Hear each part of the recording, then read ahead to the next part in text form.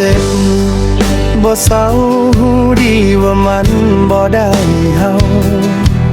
แต่หัวใจเฮ็ดได้แค่ห้องไห้หูดีว่าเฮาบ่ฮักหูดีว่าเจ็บหลายเท่าไรแต่ใจเฮาก็ยังว่าฮักเจ้าถ้าเฮาก่อนว่าความฮักมันเจ็บคักเฮาก็สิไปฮักแต่เจ้าของสิได้บ่เจ็บบ่ช้ำสิได้บ่เสี